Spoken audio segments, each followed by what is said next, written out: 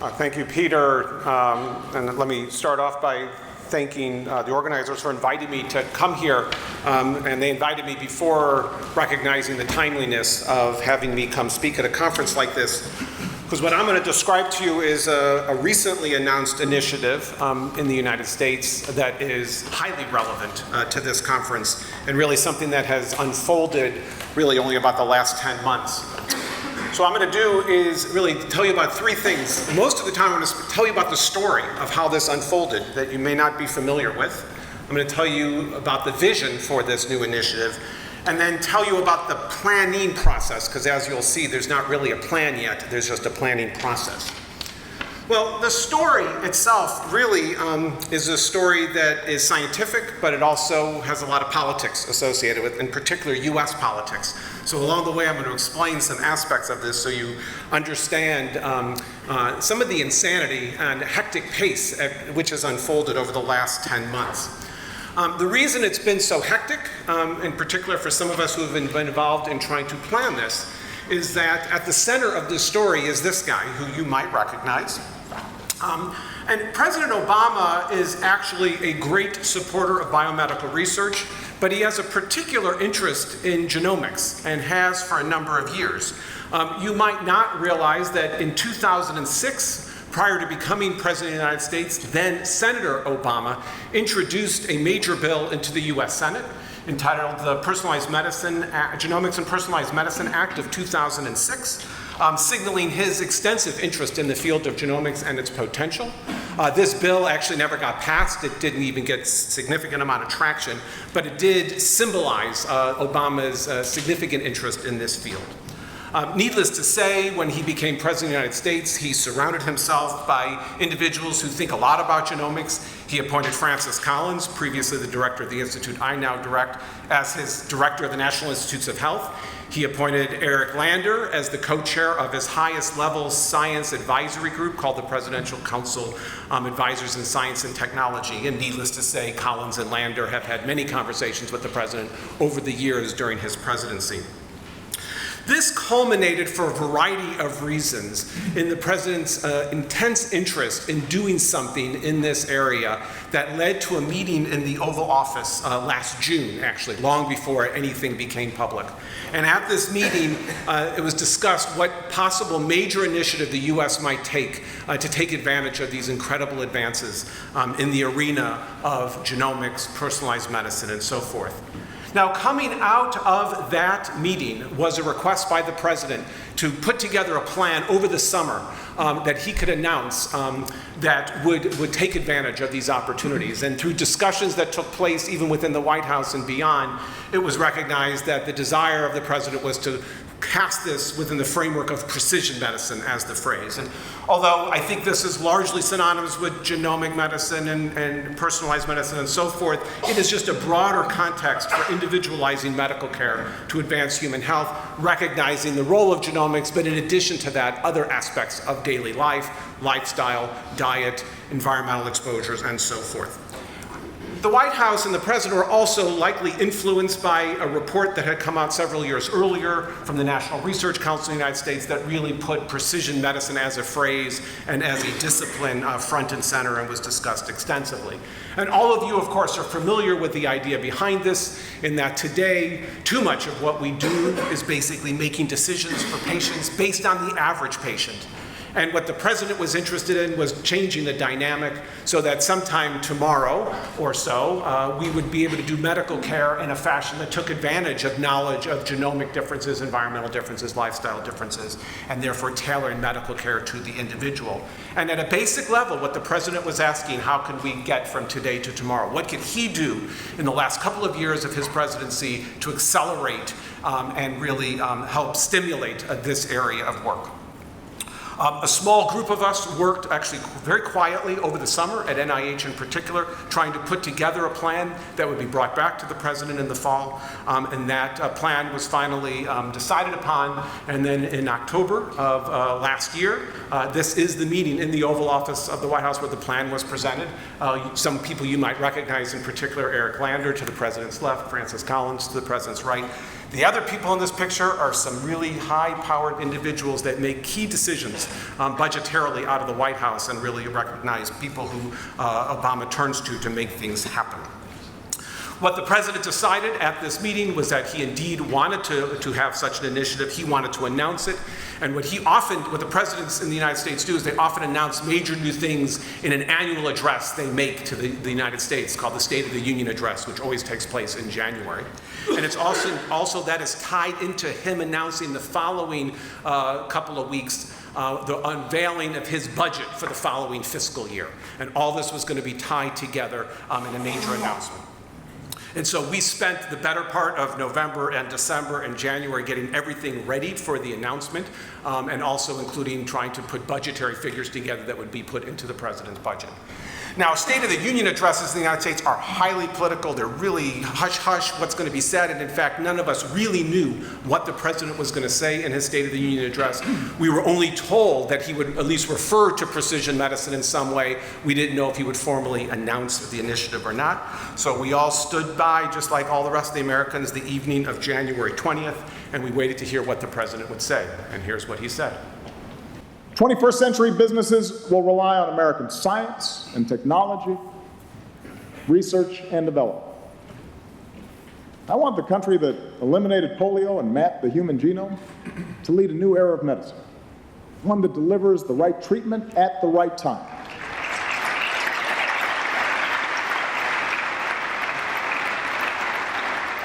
In some patients with cystic fibrosis, this approach has reversed a disease once thought unstoppable.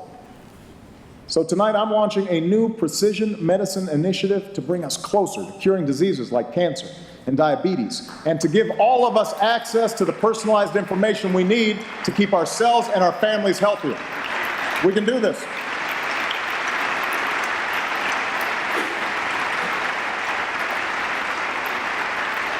Those of us watching this and who've been planning it, we're thrilled about this for a couple of reasons. First of all, it's way cool when the President of the United States announces something you've been working on. But the other, and he actually announced it and called it an initiative. It hadn't even been named until he announced that. We didn't even know what the name was going to be. But the other thing, and this is US politics, the two guys sitting behind the president, for the past 6 years or so, they never would clap at the same time at anything he ever said. And similarly, the people here in the chamber on two sides of the aisle, they never stand up at the same time. And they did. And so this was all a positive sign. This was going to hopefully have bipartisan support. Now, we had been told for the previous 6 or 7 months by, in particular in my case, by Francis Collins, the president really cares about this, the president really cares about it, he really cares about it, he's really paying attention. And that really motivated us to work hard. But we were always just taking it at face value that Francis Collins was being honest with us. I've worked for him for a long time, I believe him. But still, we really didn't know how deeply engaged the president really was. And it just so happened, purely by happenstance, that just several days, about 8 days after the State of the Union address, the Secretary of the Department of Health and Human Services, Sylvia Burwell, visited the NIH. It was a long overdue visit. Now, just so you know US politics, you have me as an institute director, you have Francis Collins as the head of NIH. Her boss is Secretary Burwell, and Burwell's boss is the president. So this is the person directly between Francis Collins and the president, is Sylvia Burwell. And she came and did a town hall for the staff of the NIH.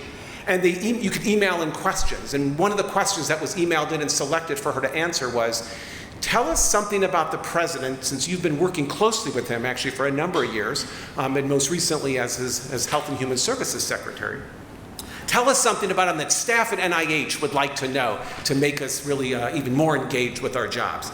Completely unscripted, none of us had any idea what she was going to say. And here's what Secretary Burwell said 8 days after the State of the Union address. But with regard to a couple things about the president, two things that I think are important to know that could help you in your day-to-day work.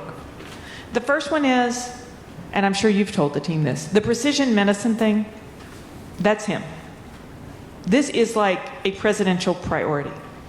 This is the amount of time that is being spent on this issue by the President of the United States relative to, I could go through a whole list of issues, is incredible. And so what you should know and what you should take from that is this is his own personal interest. It is what you all do. He believes so much that this is about our nation's innovation in science. He believes this is about our economy. He believes this is about the health and welfare of our people. And so this, while it's precision medicine, it is I think it gives you a view into his thinking about the work you all do every day. So again, way cool to hear that feedback. And then 2 days after Secretary Burwell visited NIH was the formal announcement in the East Room of the White House where President Obama announced formally the Precision Medicine Initiative. And a number of us were gathered there, and it was very gratifying to hear what he had to say and his significant commitment to this initiative. This is when it really sort of then became more public in terms of what it was going to involve. We stood back and watched to see how this was going to be greeted. The popular press in the United States, by and large, actually was quite positive about this, and almost all the articles written were actually quite optimistic. Similarly, we stood back to see what the scientific press would think about this, and I think similarly, by and large, this has been positively received within the scientific press as well. So that's the story behind how we got to the announcement by President Obama. So I thought I would tell you a little bit about the vision. Once again, carefully scripted, literally the hour that the president announced this formally in the East Room of the White House on January 30th, the New England Journal of Medicine posted online version of this publication that had already been vetted and reviewed and ready to be put into press, written by Francis Collins and Harold Varmus. Describing sort of the rationale and some of the early plans for the Precision Medicine Initiative. So let me just tell you sort of the major elements of it. There basically are three. The first element of the initiative is to really take advantage of near-term opportunities using cancer as a model. It's quite clear that cancer does represent the leading edge of precision medicine, and yet more can be done more aggressively and quicker. And so the idea is to ramp up current efforts in cancer genomics and to be able to understand more about what can be implemented clinically. But we also have long-term goals, of course, and so the longer-term goal is to expand the model beyond cancer to take advantage of other diseases, doing so by the creation in the United States of a large research cohort of something on the order of 1 million or more, and to use this to generate a knowledge base that will be used for implementing precision medicine. In the US, there are other barriers that we face, and we want to use this as an opportunity to try to address some of those barriers. And so that also includes policy changes, and some of those relate to the federal rules that protect research subjects, and dealing with those. And number two, sort of advancing the FDA's, Food and Drug Administration's oversight of precision medicine products. So we had the president's weight behind getting some momentum to make some of these policy changes. The other aspect of the president's announcement, again tied into him unveiling the budget, which he did the week after the State of the Union address, was we needed new money to be able to carry out this initiative. And so built within the president's budget for next year is $215 million proposed by the president, eventually needs to be passed in some form by the US Congress. You can see that the bulk of that money is coming to the NIH, about $70 million for the near-term cancer component, $130 million for the first year of the cohort development, and then you can see a couple other US agencies also getting funds for things that they needed to do. So that is the vision as it basically exists today. So what in terms of actually developing an implementation plan? And here I have to tell you it's mostly about planning. We don't have a plan yet. When it comes to the cancer component, this is going to simply be accelerating programs that are already being conducted by the National Cancer Institute at the NIH. And they have an entire advisory process that now takes responsibility for the money designated for the cancer component. I'm not going to talk about that at all. It's not the part that I'm involved in, but it has a very firm footing because it already was existing programs that were going on. In terms of policy changes, there's a lot of moving parts, a lot of things going on, some of it quite political, but all of it very important. It's even interesting that people like Eric Lander, a prominent genomicist, is even getting into the act, writing yet another article in the New England Journal of Medicine talking about the importance of regulating genome testing within the era of precision medicine. All of this, again, very important to raise and advance the dialogue and discussion and developments in the regulatory space as well. What I thought I would tell you a little bit more about is what I will be involved in my institute, along with other institutes at NIH, of course, is the development of this U.S. National Cohort. The major elements as currently envisioned is to, again, recruit something on the order of 1 million or more U.S. volunteers. Not necessarily totally from scratch, rather we will probably take advantage of some of the existing cohorts. Many of them have already been funded by NIH. In fact, when we look across all the cohorts in the United States that have been enlisted for research, there's over 12 million people that are currently participating in research as part of cohorts. We envision taking advantage of some of those, but we realize that we'll need to recruit new volunteers as well. The existing cohorts have some imperfections, wouldn't fill in all the areas that we would want to have filled in. What we expect to happen is people who agree to participate will share genomic data, lifestyle information, biological samples, all linked to their electronic health records. And in doing so, we hope to forge new models for doing science that emphasizes all the things we are realizing are what are required in contemporary studies such as this, which would include engaged participants, would include open, responsible data sharing, and of course, making sure there's strong privacy protections built in along the way as well. And in particular, what's gotten a lot of traction, I think one of the things that has certainly interested the president, who obviously has made a lot of effort in his presidency around healthcare reform in the US, is recognizing that, especially in the United States, unlike the healthcare system here, much more fractionated. We have all these different systems, and yet the data is there and is not used in a fashion that we can learn from. And the idea is this is an opportunity to convert our healthcare system, or at least part of it in the US, into a learning system, taking advantage of the data that's there to be able to make biological and clinical discoveries. Now, the notion of building a large longitudinal cohort study in the US is not new. In fact, almost precisely 10 years ago, a guy named Francis Collins actually proposed this and published a commentary about this in Nature, just calling for a case for such a cohort being built. This was an example of something that didn't get much traction, even though Francis Collins proposed it. It was thought to be premature, it was thought to be too expensive, it just didn't seem practical, and so it really didn't go very far. Why is now different? What's different that now we would have the president announcing an initiative that looked like something proposed almost a decade ago? And what I would tell you is we believe there's at least 5 things that are significantly different than a decade ago to get traction for such a US national cohort. The first area is probably the one I'm most familiar with, the space I've worked in the most. A lot has happened in genomics in the last 10 years. By the way, yesterday was precisely the 12th anniversary of the completion of the Human Genome Project. And when you think back on 12 years ago or 10 years ago, how much that's happened in genomics in terms of technology advances, our knowledge of how genomic variants play a role in health and disease, and so forth, that we're just in a different place for genomics. And I think that will help catalyze things going forward in the precision medicine arena. In the United States, another major change, which really hurt the proposal a decade ago, was electronic health records. 10 years ago in the United States, 20% of healthcare providers had electronic health record systems. Today, that figure's over 95%.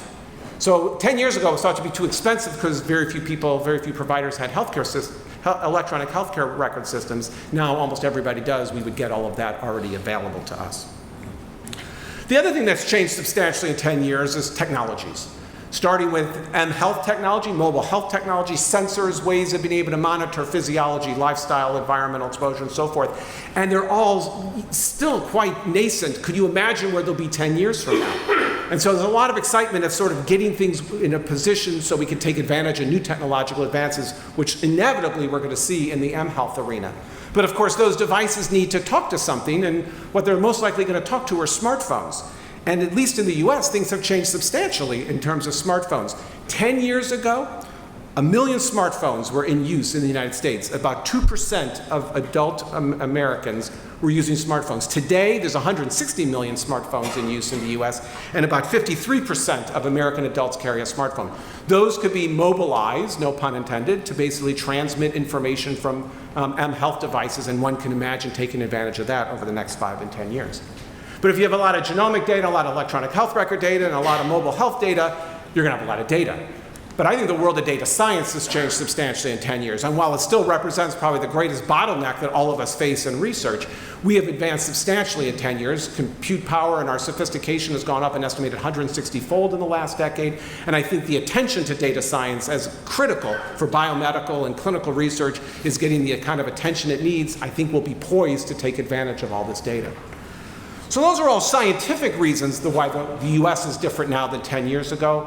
Another important component, which in many ways might have been the first thing I talked about, is a social one. There is a changing tide in the US in particular, and I know elsewhere as well, where individuals really do want to participate in biomedical research. They don't want to be called patients necessarily or research subjects. They want to actually be called partners. And what this initiative is going to do from the beginning is to embrace these partnerships, to take advantage of citizen science movements and crowdsourcing movements and social media movements, all of which have proven in pilot form to be very effective for recruiting people into biomedical research. We want to do that from day one.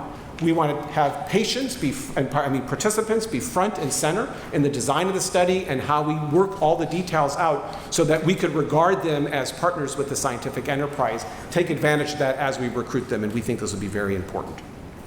Now, that's not to say we know all the details. In fact, we make little graphics like this almost to keep track of knowing how we have to deal with some hard issues around participants. How do we recruit them? How do we retain them? How do we consent them? Dealing with data, lots of issues about how do we integrate all this data, and of course, what's the right combination of people to recruit to this effort. All of these things are being acutely looked at, and we inevitably need new ideas that we haven't thought of, and we inevitably need to take advantage of other efforts going around in other countries, including this country, which we do want to learn a lot from. So recognizing that we have a lot of planning to do, we, within 2 weeks after the president's announcement, had a first of what will be many workshops. This was a workshop that just brought together about 90 people to sort of, at the NIH, to look critically at some of the immediate issues we need to think about. In addition to the 90 people that were in the room, we live webcast this, and over 1,700 people joined in through the video cast. And for those who keep track of such numbers, there was a lot of tweeting going on, and I was told we have over 3,800 tweets at the meeting, which I've been told that's the big deal. But I actually don't know that because I don't tweet myself. But it is the first of what is going to be a multi-step planning process, but it was very helpful to lay out the major areas of things that we now need to contend with. The next steps along the way include the following. Francis Collins, a couple of weeks ago, appointed a very high-level working group of the highest level advisor group that he has that will be basically charged with putting together an initial vision for this cohort. Shown here are the members of it. You can see the 3 co-chairs. In addition, I will point out that Rory Collins, who you'll be hearing from later in this meeting, is a member. He was actually at that first workshop. He's a member of this working group to take advantage of knowledge from the UK Biobank in particular. This group is going to be working very aggressively over the coming months to help put together a vision, and it's a real all-star cast of people who will help us in the multiple domains associated with building this US cohort. In particular, this working group has an intense planning phase over the next 4 to 6 months, and with a plan to give us an interim report of what needs to be implemented, at least initially, by September. In order to accomplish that, there's going to be a series of meetings and workshops. In fact, there's pretty much a workshop being put on for this about once a month for about the next 4 or 5 months. So that'll be the visioning process. Now, how will this actually get implemented? The way this will get implemented is through basically a trans-NIH implementation model. It won't belong to any one institute. It's going to be implemented by multiple institutes coming together, working together, and implemented in that fashion. The idea is that by this fall, we will put out our initial set of funding announcements, what grants we'll be looking for. That is why we need the interim report from the other working group by September. Because the idea is that this project will start next fiscal year. In the US, the fiscal year starts October 1. And so assuming the money comes in, and whenever it comes in next fiscal year, it will start in fiscal year 16. In addition to that, I will tell you, I'm mostly emphasizing what NIH is doing, but indeed there's a lot of other coordination with other US government agencies involved in this. It's not all just not all the NIH. Now, we really aim to make this process as transparent as possible so the worldwide community can be aware of exactly what we are doing and how we are doing it. There is a major website that's now been set up at NIH, very easy URL to remember, where we're going to put all information about all workshops, all planning, all details that's going to be available. For example, right here is a link to the workshop that's already been held, and similar links will be put up for all the other workshops. That takes you this information about the one workshop that took place in February. We have a video archive. You can watch the entire workshop now on video archive. In addition, there were white papers and a meeting report and all the PowerPoint presentations, everything posted here. So again, the worldwide community can view in and see exactly what has been going on. So that's the planning that's been going on, and it will be very intense. I will tell you, continue to be for the next 4 to 5 months at least. It really has become the rage. Even the phrase precision medicine has become the rage, especially in the US. But even in the scientific press, we're seeing headlines on journals from our field. And in addition, in the US, lots of headlines even in the popular press as well, using the phrase precision medicine. The private sector has also taken advantage of this. Some of you might have noticed that when Apple announced the Apple Watches, they also talked about something called the research kit, which very much ties in to this mobile health technology that I was telling you about earlier, where they now are very much talking about how the Apple Watches, Apple devices, iPhones, all that feeds in very nicely to be able to basically become a research tool. In fact, they allowed you to sign up for some research studies. Here are some of the examples of some of the studies they're already doing, and you'll probably be hearing about that, I think, from other speakers at this meeting, thinking about who's coming up. And this got quite a lot of bounce in the press. In particular, you could see major headlines talking about the Apple Watch and the research kit and so forth. And the imagery, of course, that this is creating is one that certainly is very opportunistic, and you could just imagine this idea of linking up hospitals to these devices and these companies and so forth. So that's what I wanted to tell you. I will admit that much of this story is how this is unfolded really describes a process, but doesn't describe specific details of exactly what this is going to look like. And maybe as Peter mentioned, I've been involved in genomics a long time. I participated in the Human Genome Project from day one. I was a postdoctoral fellow at the time, and there is a certain deja vu feeling with all of this. And by that I mean, 25 years ago, if you go back in time, it was the spring of 1990. We were launching the Human Genome Project, October 1. This worldwide effort had this audacious goal. And for those of us that were about to embark on this with our hands, as trainees or as junior faculty or even as senior faculty, we have to admit, we really didn't know what we were going to do in the genome. We just sort of had this goal, and we had ideas, and we were prepared to put out a vision, but we were also prepared to rip up that vision every few years and come up with a better one. And I think there's a lot of analogies here in that the precision medicine initiative finds itself 25 years later with an audacious goal and a cursory vision, but I think also a willingness to recognize that this will morph as we go along with time. We should be prepared to come up with an idea, take it out for a test ride for a few years, and then find when it's no longer needs, or when it needs to be updated, we will do that. And I think we should take the lesson from the Genome Project to constantly update your strategic plan as one that inevitably should be what all of us are doing in precision medicine in the next 5 and 10 years. So with that, I will close, and thank you for your attention.